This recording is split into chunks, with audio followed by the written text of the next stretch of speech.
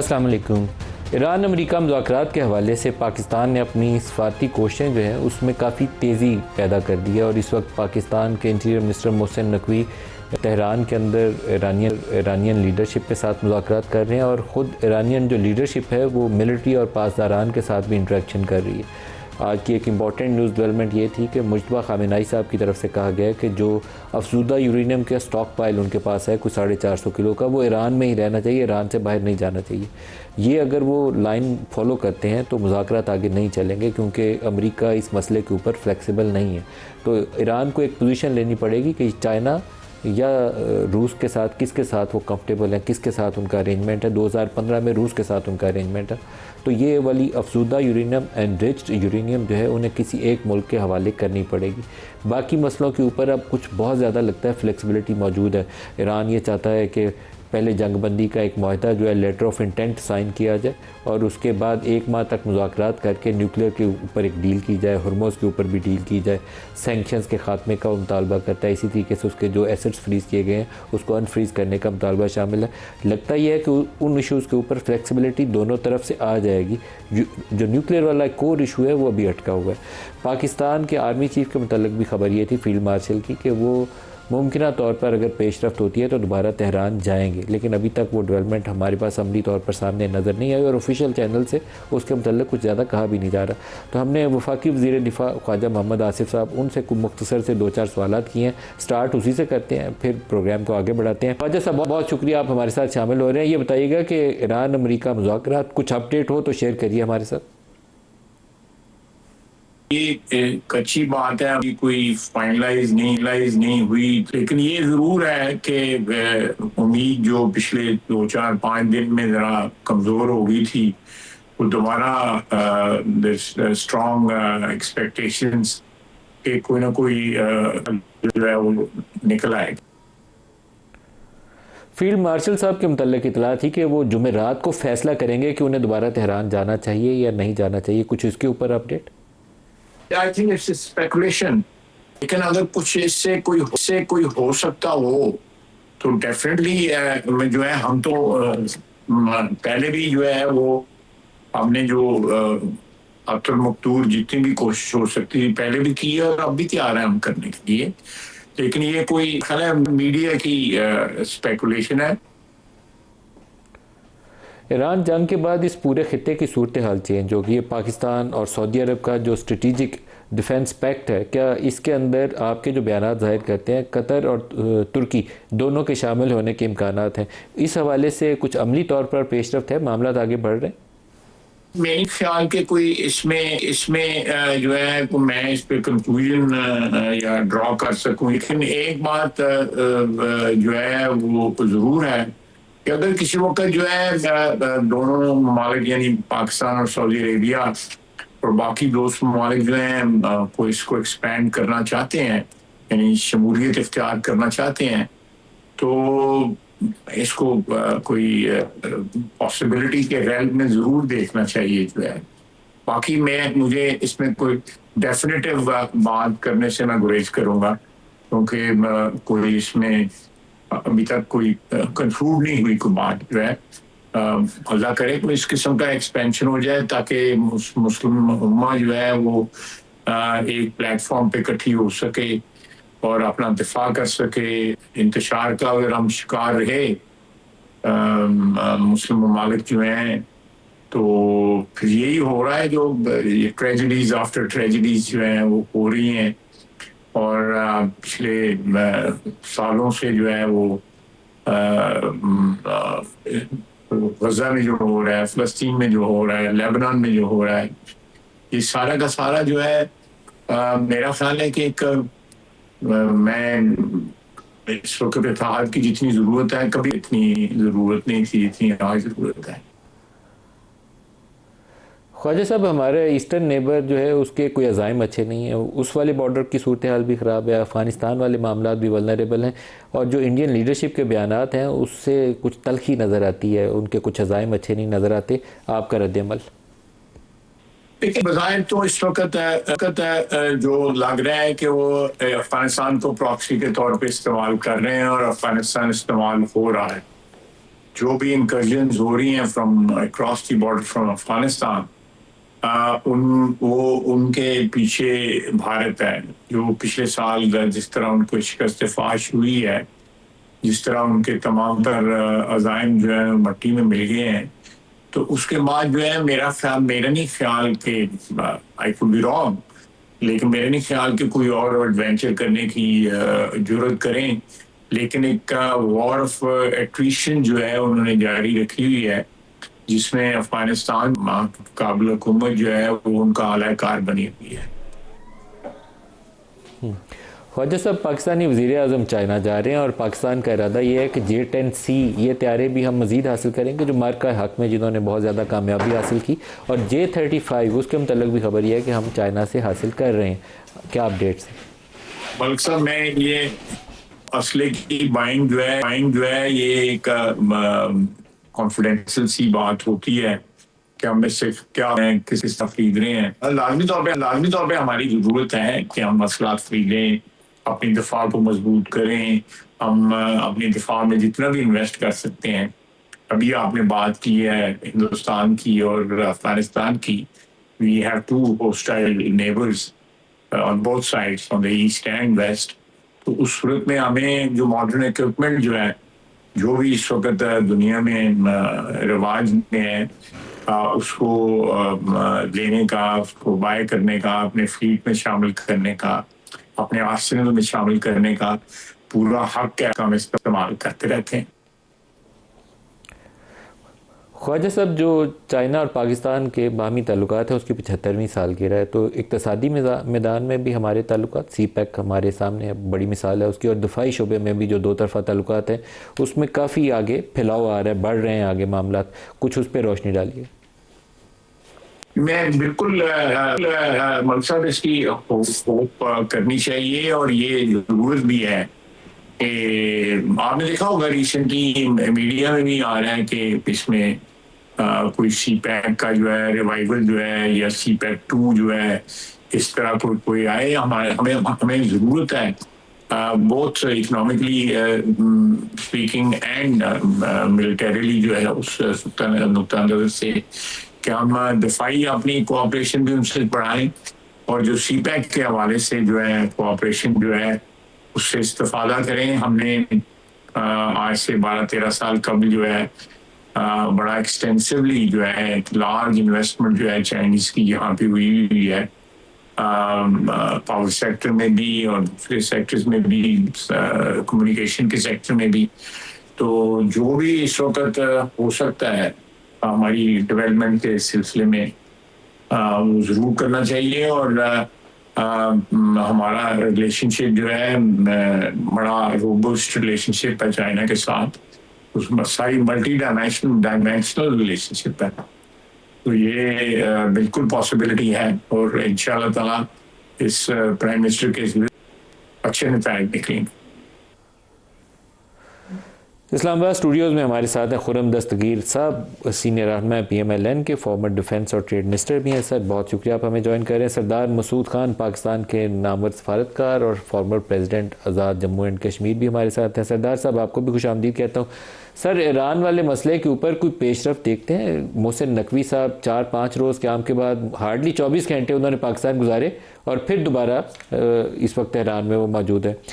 सरदार साहब की तरफ जाने से पहले खुर्रम साहब से ये सवाल पूछ लेते हैं। खुर्रम साहब जी, पहले तो हमें ये मालूम होना चाहिए कि पाकिस्तान का भी एक बराह रास्त इंटरेस्ट है कि खत्ते में अमन हो। हमारी इकॉनमी इफेक्ट हुई है, आपके नाजरीन बड़ी अच्छी तरह जानते हैं। पेट्रोल की कीमतों बीच में एक बिजली का भी आपको तो लाया था, और ओवरऑल पाकिस्तान जैसे प्लास्टिक का दाना इंपोर्ट करता है और चीज़ें इंपोर्ट करता है, तो उसमें बहुत एक कीमतें बढ़ी हुई हैं पूरी दुनिया में। लेकिन पाकिस्तान के पास जो एक यूनिक रोल आया है एक मीडिएटर का, जो अमेरिका और ईरान का, कि हमें दोनों ममालिक का अल्हम्दुलिल्लाह एतमाद हासिल है उस डिप्लोमेसी की वजह से, जैसे जो प्राइम मिनिस्टर शहबाज शरीफ और फील्ड मार्शल आसिम मुनीर ने किया। तो अब हम तो पूरी कोशिश कर रहे हैं कि ये मामला जो है ये मज़ीद ख़राबी की तरफ ना जाए, इस बात को समझते बूझते हुए कि दोनों अतराफ से जो धमकियाँ आई हैं, अमेरिका ने नए हमले की धमकी दी है, और आपके नाजरीन में से नोट किया ईरान ने अमेरिका के हवारियों पर हमले की धमकी दी है। उन्होंने अमेरिका के ऊपर बात नहीं की कि अमेरिका पर हमला बनो, उन्होंने कहा हम आपके एलाइज को हिट करेंगे। तो दोनों तरफ से ये एक्सचेंज भी हो रहा है, लेकिन साथ ही जो मोहसिन नकवी साहब गए हैं, लेकिन उससे पहले भी सेंस यही थी बड़ी स्ट्रांग कि दोनों ममालिक जो हैं पाकिस्तान के ज़रिए राब्ते में हैं, एक दूसरे के साथ एक्सचेंज कर रहे हैं जो उनके प्रपोजल्स हैं। तो मैं तो इस मामले में अभी भी पहले भी आपके शो में हमेशा जो है वो खुशगुमान हूँ कि ईद के बाद इस्लामाबाद में एक और राउंड होगा जिसमें कम से कम एक जंग बंदी और आबना हुर्मुज़ खोलने का और ईरान के ऊपर से तमाम नहीं कुछ पाबंदियां हटाने का एग्रीमेंट होगा। बिल्कुल सही है। सरदार मसूद साहब, सर क्या पेशरफ्त आप देखते हैं मोहसिन नकवी साहब की वहाँ मौजूदगी, और आज अभी पज़ेश्कियान की जो ईरानियन प्रेसिडेंट है उनके अपने आर्मी चीफ से भी इंटरेक्शन हुई है, उधर से मुज्तबा खामेनेई की स्टेटमेंट भी हमारे सामने है। तो आप देखते हैं कि चीज़ें आगे बढ़ रही हैं या अभी वो डेड लॉक वाली कैफियत है न्यूक्लियर इशू पे? डेडलॉक तो अपनी जगह पे बरकरार है, लेकिन उसके बावजूद इशारे जो मिल रहे हैं तेहरान से और वाशिंगटन से कि मुज़ाकरात कामयाब हो सकते हैं और कुछ बुनियादी मसाइल के ऊपर, जैसा कि आपने ख़ुद अपने इंट्रोडक्शन में कहा था, इत्तफ़ाक़ राय हो सकता है। और जो पेचीदा मसाइल है मसलन न्यूक्लियर डील से मुताल्लिक़, तो उनको बाद में ज़ेर बहस लाया जा सकता है और उनके तमाम कानूनी और तकनीकी मुशगाफियाँ देखी जा सकती हैं, क्योंकि ये उलझे हुए मसाइल हैं। लेकिन इस वक्त जो चीज़ें राह में हायल हैं उनमें सबसे है जो आबना हरमुज़ की गवर्नेंस। उसकी वजह यह है कि एक तरफ तो ये जो है एक धमकियाँ भी चल रही हैं और सफारतकारी की भी बात हो रही है, सालसी की भी बात हो रही है, लेकिन साथ साथ ये हुआ है कि ईरान ने एक गल्फ़ यानी जो पर्शियन गल्फ़ स्ट्रेट अथॉरिटी कायम कर दी है और उन्होंने जो है एक रकबा बता दिया है कि ये रकबा है जिसके ऊपर उनकी दस्तरस है। ये रकबा जो है ये एक तरफ जो है यानी उनके अपनी साहिल से माउंट मुबारक से जो चलता है और उसके बाद जो उनका फुजेरा जो पोर्ट है यूएई की वहाँ ख़त्म होता है, और दूसरी तरफ उनका जो कशम आइलैंड है जो मगरब की तरफ है उसका जो आखिरी किनारा है वो जाके एक एनल कोएन से मिलता है, यानी उम्मल कोएन से मिलता है, एक जगह है जिसका नाम है। तो वहाँ से ये मतलब एक बहुत बड़ा एरिया है जिसमें उन्होंने ओमान को भी शामिल कर लिया है। ये मेरा ख्याल है सद्दे राह बनेगा ये मामला। लेकिन जैसा कि खुर्रम दस्तगीर साहब रह रहे थे, बाहैसियत सालिस पाकिस्तान पुरुमीद है कि ये ज़रूर कामयाबी होगी, क्योंकि सदर ट्रंप भी थक चुके हैं, उनकी कांग्रेस भी जो है उनके ख़िलाफ़ एक्शन ले रही है, सेनेट में एक करारदाद पास हो चुकी है। अब हाउस ऑफ रिप्रेजेंटेटिव्स में हमने देखना है कि क्या वहाँ से फ़ैसला होता है। लेकिन उसके अलावा रिपब्लिकन जमात में भी जो है एक किस्म का बड़ा इर्तियाश है और उसके बाद को खलबली सी मची हुई है, लेकिन इनसे वो खाइफ होने वाले नहीं थे। लेकिन आप ये गैर मामूली देखते हैं जो पाकिस्तान का एक रोल, इस वक्त इंटीरियर मिनिस्टर वहाँ बैठे हैं, तो इंटीरियर मिनिस्टर यहाँ एक तासुर यही है कि वो फील्ड मार्शल के नुमाइंदे हैं, उनके करीब जाने जाते हैं। तो पहले 5 रोज़ तकरीबन वो रहे हैं, कल 1 रोज़ के लिए वो वापस आए थे और कल ही शाम में वापस चले गए। तो इसका मतलब यह है कि पाकिस्तान बराह रास्त वहाँ तेहरान में बैठ के फैसिलिटेट कर रहा है कि ईरानियंस को कायल करे, जो ईरानियंस कह रहे हैं वो वाशिंगटन को कायल करे, तो कहीं इनको मिडिल ग्राउंड्स पे दोनों को लाया जा सके। जी बिल्कुल, और उसमें ये है कि पाकिस्तान जो है उसका कोई यानी सिर्फ पैगाम रसान नहीं है, वो एक सहूलतकार है और सालिस है, जिसका मतलब ये है कि जब वो देख रहा है कि इख्तलाफात की खलीज कहाँ बहुत ज़्यादा है उसे वो कम करने की कोशिश कर रहा है और दोनों फरीक़ैन को कायल करने की कोशिश कर रहा है।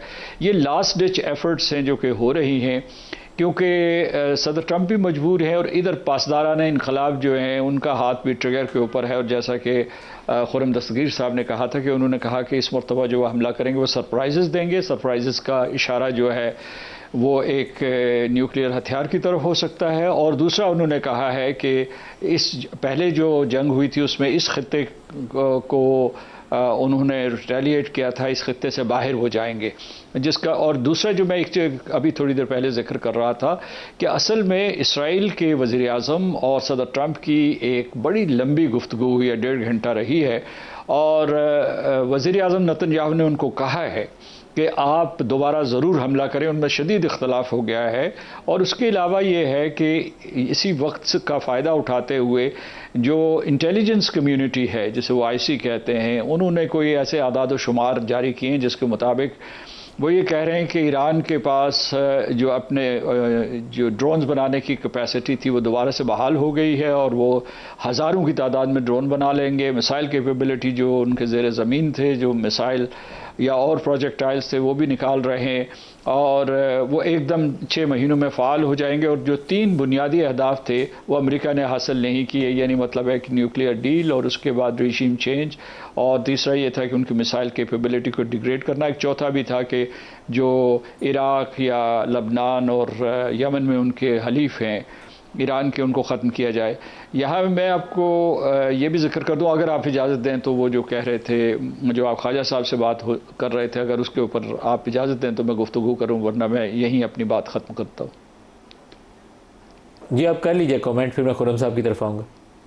हाँ जी, मैं ये बताना चाहता था कि गुज़श्ता बरस जब हमारे वज़ीर आज़म चीन गए थे, तो उस वक्त जो है हमने चाइना पाकिस्तान इकनॉमिक कॉरिडोर 2.0 जो है वो उसका इफ्तिताह किया था। उसके बाद ये भी हुआ था साथ साथ कि वैसे तो कोई तकरीबन ये कुल मालियत जो है $62 बिलियन की है, लेकिन इससे आगे बढ़कर $10 बिलियन की जो है इन्वेस्टमेंट का भी नए प्रोजेक्ट्स जो है उनके ऊपर दस्तखत हुए थे, जिनके ऊपर अमल दरामद अब शुरू हो गया है। और दूसरी ये मैं आपको बताना चाहता हूँ कि रीसेंट पास्ट में, बल्कि पिछले महीने में, एक बहुत अहम पेशरफ्त ये हुई है। जब सदर पाकिस्तान वहाँ गए हुए थे तो एक जो आबदोज़ है, जिसे हैंगोर कहते हैं, वो 8 मंजूर हुई हैं, जिसमें से 4 चीन में बनेंगी और 4 पाकिस्तान में बनेंगी। इस तरीके से आपकी इंडिजनाइजेशन ऑफ कैपेबिलिटी भी होगी। तो दिफाई और माशी दोनों मैदानों में हम एक दूसरे के करीब तो रहें, किसी किस्म का कोई शक शुबा नहीं है। और दूसरे ये भी है कि इससे पहले जो खुर्रम साहब से भी इस बात करते हैं हम चीन। खुर्रम साहब, जो चाइना का रोल है इस सारे तनाज़े में और इस इलाके में, वो भी मुझे लगता है कि पहले से बहुत ज़्यादा तवाना होकर आइंदा आने वाले दिनों में सामने आएगा। अभी जो रिसेंटली विज़िट हुआ है पुतिन का, उसके इख्तिताम के ऊपर जो एलामिया था, उसमें दोबारा जंग जो है ईरान के अंदर, उसकी मुखालफत की गई। तो ये पहली दफ़ा है कि मुझे लगता है कि दोनों ने एक पोजीशन लिया। आई डोंट नो कितना असर्ट करेंगे, लेकिन एक पोजीशन लिया जॉइंट स्टेटमेंट में।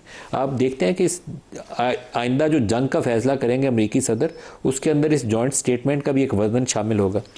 जी मलिक साहब, बहुत साल पहले पॉल कैनेडी ने किताब लिखी थी, rise and fall of the great powers. उसके अंदर उनकी एक ही इंसाइट है जो आई थिंक सब पे भारी है, और ये है कि मुल्कों की ताकत का अंदाज़ा जब आप लगाते हैं, मतलब चाइना और अमेरिका का, तो ये आप नहीं लिखते कि जी अमेरिका के पास 10 फौजी हैं और चाइना के पास 8 फौजी हैं। आप उनकी रिलेटिव स्ट्रेंथ का अंदाज़ा लगाते हैं कि कौन ऊपर जा रहा है, कौन नीचे जा रहा है। तो ये बात वाज़ेह है कि सदर ट्रंप जब चीन तशरीफ़ ले गए तो वो कमज़ोर पिच पर गए। एक तो बहुत बड़ा उनका ये ख्याल था कि उनके पास जो हथियार था टैरिफ्स का, वो यूएस सुप्रीम कोर्ट ने उनसे छीन लिया था। अब लिहाजा उनके पास चाइना को धमकी देने के लिए कोई चीज़ नहीं थी, और वो बतौर एक सेल्समैन गए थे कि जी हमसे आप बोइंग खरीद लें, जो उनका ख्याल था कि 700 खरीदेंगे, उन्होंने सिर्फ 200 खरीदे, और बोइंग के शेयर बजाय बढ़ने के नीचे गिर गए। तो लिहाजा वहाँ वो एक कमज़ोर पिच पर गए थे, और वो जो कमज़ोर पिच है, और ये बात लोगों ने उनकी बॉडी लैंग्वेज में भी नोट की। शी जिनपिंग जो सदर चाइना है, उनकी बॉडी लैंग्वेज में नोट की कि किस तरह दोनों ने एक दूसरे को ट्रीट किया। जो सदर पुतिन का दौरा है, उसका जो इलामे जिसका आपने दुरुस्त तौर पर, वो यही है कि चाइना की जब रिलेटिव स्ट्रेंथ इस वक्त बढ़ रही है अमेरिका के मुकाबले में, तो वो उसने फिर अपनी जो असर्शन है, अभी वो सिर्फ डिप्लोमेटिक असर्शन है। देखिए, वो अमेरिका को कन्फ्रंट करते हैं अस्करी तौर पर सिर्फ साउथ चाइना सी में, ताइवान और उसके इर्द गिर्द। उसके अलावा पूरी दुनिया में कहीं अमेरिका को कन्फ्रंट नहीं कर रहे। लेकिन उनको अब ये भी मालूम है, और ये बार बार साबित हुआ है, चाहे वो अफगानिस्तान था, चाहे वो इराक था, अभी ईरान में हुआ है, बहुत साल पहले वियतनाम, अमेरिका के पास तबाह करने की ताकत है, फतह करने की ताकत नहीं है। वो मुल्कों को तबाह कर सकता है, लेकिन उनको कहते हैं ना, इन्वेड कर सकता है, लेकिन उनको रूल नहीं कर सकता। वो दे फेल कंप्लीटली। और यहाँ तो इन्वेजन भी नहीं कर सके ना, वो तो सिर्फ उन्होंने हमले किए। तो लिहाजा अब एक ऐसी स्टेज है जिसमें चाइना और रशिया का जो रोल है वो बढ़ेगा, और मैं तवज्जो दिलाऊंगा आपकी कि जब तकरीबन 3 हफ्ते या 1 माह पहले जब वज़ीर ख़ारजा इसहाक़ डार तशरीफ़ ले गए थे तो उनका एक 5 नुकाती एलामिया आया था पाकिस्तान और चीन का। मेरी ये कियास है कि आइंदा आने वाले दिनों में वो जो 5 नुकाती फार्मूला है चाइना की बैकिंग की वजह से वो अहम हो जाएगा, जिसके अंदर जब ईरान ने गारंटी मांगनी है अमेरिका हम पर हमला नहीं करेगा, और जो अरब ममालिक है उन्होंने गारंटी मांगनी है कि जनाब ईरान हम पर हमला नहीं करेगा, तो ये मामला जब बैकिंग के लिए जाएगा तो सिर्फ यूनाइटेड नेशंस एक अरीना है, चाइना उसको बैक करेगा। तो लिहाजा चाइना का जो रोल है वो कहते हैं ना पूरी तरह खुलकर अमेरिका को कन्फ्रंट नहीं कर रहा, पाकिस्तान के पीछे खड़ा है और इंटरनेशनल डिप्लोमेसी में वो कोई ना कोई कोशिश भी कर रहा है कि जो बैनुल-अक़वामी निज़ाम जो जिसे वर्ल्ड ऑर्डर कहते हैं, जो सदर ट्रंप जिसको तोड़ने की कोशिश कर रहे हैं, उसको वो अपने हक में शिफ्ट करके उसको सपोर्ट कर रहे हैं। सही। सरदार मसूद साहब, ये बड़ा अहम नुकता है जिसकी तरफ खुर्रम साहब ने इशारा किया। ट्रंप साहब ने बोर्ड ऑफ पीस बना दिया था गज़ा के हवाले से, लेकिन चाइना का वो जो एलामिया है वो मुल्कों की सालमियत भी मांगता है, सॉवरेन उनका जो स्टेटस है, इसी तरीके से वो जो बैनुल-अक़वामी निज़ाम है यूएन के नीचे उसको भी मांगता है, मल्टीलैटरलिज्म की बात करता है। तो आपको लगता है कि आने वाले दिनों में यूएन को दोबारा जान पड़ेगी, चाइना बैक करेगा, रशिया बैक करेगा इस प्रोसेस को? जो 5 नुकात हैं उसमें से कम से कम जो है पहले 2 नुकात के ऊपर अमल हो रहा है। वो उन्होंने कहा था कि फौरी जंगबंदी, उन्होंने कहा था कि मुज़ाकरात का आगाज़ करें, तो मुज़ाकरात हो रहे हैं किसी न किसी हालत में उसको आप प्रॉक्सिमिटी टॉक्स कर दीजिए। लेकिन वो फिर जो उनका तीसरा नुक्ता था कि नॉन कॉम्बटेंट्स को जो है आप निशाना न बनाए, और जंग ख़त्म हुई तो नॉन कॉम्बटेंट्स भी इस वक्त जो है निशाना नहीं बन रहे। चौथा जो था freedom of navigation through the straight of Hormuz, और वो मसला बना हुआ है, वो मतलब न्यूक्लियर से भी ज़्यादा बड़ा मसला बना हुआ है और अभी तक उसका कोई हल सामने नज़र नहीं आ रहा। और आखिरी नुक्ता जो आपने जिसकी तरफ इशारा किया है कि मैं समझता हूँ कि अगर अमेरिका और ईरान के दरमियान किसी किस्म का कोई मुआहिदा होगा तो ईरान सिर्फ अमेरिका के ऊपर एतबार नहीं करेगा, उसे गारंटर्स चाहिए, और वो गारंटर्स हैं ये एक सर फहरिस्त है चीन, दूसरा है रूस, तीसरा है यूरोपियन यूनियन के कुछ ममालिक हैं जिसमें यूके, फ्रांस और जर्मनी शामिल है, यूरोपियन काउंसिल शामिल है, और सर फहरिस्त फिर आएगा अमेरिका। और ये सारे का सारा अमल जो है सलामती काउंसिल से गुजरना होगा। ये उन्होंने कहा भी है, जो उन्होंने अपने 14 नुकाती फार्मूला दिया है उसमें शामिल की हुई है शर्त कि सलामती काउंसिल ये एक किस्म की एक नॉन अग्रेशन की गारंटी दी, और दूसरा ये कि इस माहिदे के ऊपर फेथफुली अमल दरामद होगा, क्योंकि 2015 का जो माहिदा था वो भी एक सॉलम माहिदा था, उसे सदर ट्रंप ने तर्क कर दिया था। तो इस वजह से मैं समझता हूँ कि ये जो आपके सवाल का जवाब ये है कि जो चीन है वो इस वक्त, और खुर्रम दस्तगीर साहब ने कहा, भरपूर किरदार अदा कर रहा है।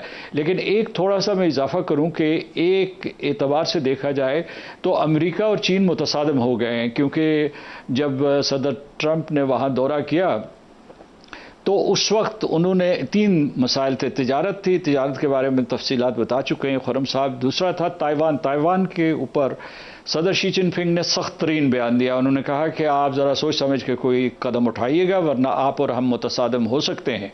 और ये एक किस्म की मतलब इसमें जंग की तरफ भी इशारा था, और उनको कहा गया था कि कोई इस किस्म की, हालांकि जो है जो अमेरिका है उसने अभी $11 बिलियन की दिफाई रकूम मुख्तस की थी इसके लिए, ताइवान के लिए।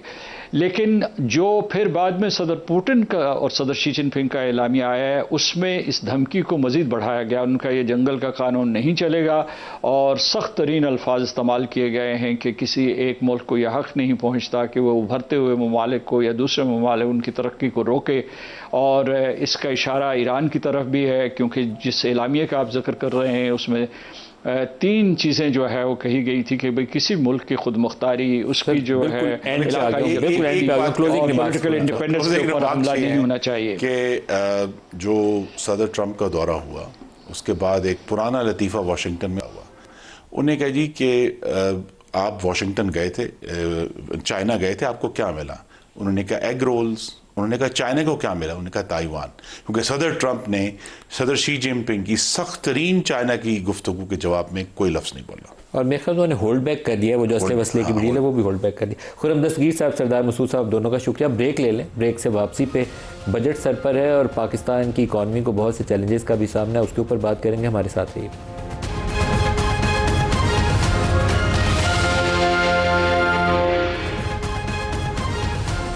Welcome back. मार्को रूबियो जो यूएस सेक्रेटरी ऑफ स्टेट हैं, वो कह रहे हैं कि पाकिस्तान से एक वफ़द तेहरान पहुंचेगा मुज़ाकरात के लिए। मोहसिन नकवी साहब ऑलरेडी वहाँ मौजूद हैं और फील्ड मार्शल साहब के हवाले से गुज़श्ता रोज़ से ये खबर है कि अगर वहाँ से कोई पेशरफ्त हुई पॉजिटिव, जिसको मार्को रूबियो कह रहे हैं कि कुछ मुस्बत इशारे मिले, तो फिर मुमकिन तौर पर फील्ड मार्शल दोबारा जा सकते हैं।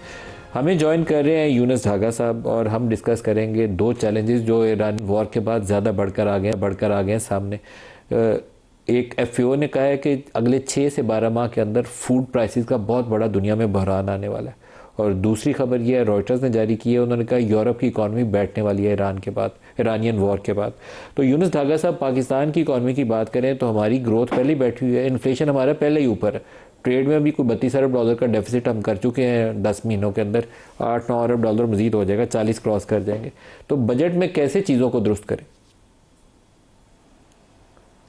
बहुत शुक्रिया नदीम साहब। देखें नदीम साहब, ये इस वक्त पाकिस्तान जिस सिचुएशन में है, ये एक challenges as well as opportunities का एक मिक्स है और उसके लिए बिज़नेस एज़ यूजुअल के साथ तो काम नहीं चल सकता। Unfortunately we are still working, हम उसी बिज़नेस एज़ यूजुअल के माहौल में काम कर रहे हैं। हमें इस वक्त एक इकोनॉमिक विजन की, एक प्लान की और उसके साथ एक सपोर्टिंग पॉलिसी फ्रेमवर्क की ज़रूरत है, जो हमारे पास मिसिंग है। अगर हम उसी तरह जिस तरह हमें IMF एक स्ट्रेंगुलेटेड इकोनॉमी की कंडीशन में चला रहा है, एक ऐसी इकोनॉमी जिसमें ना कोई तरक्की हो सकती है, ना कोई जॉब्स निकल सकती है और ना ही इस किस्म के शॉक्स को हम बर्दाश्त कर सकते हैं।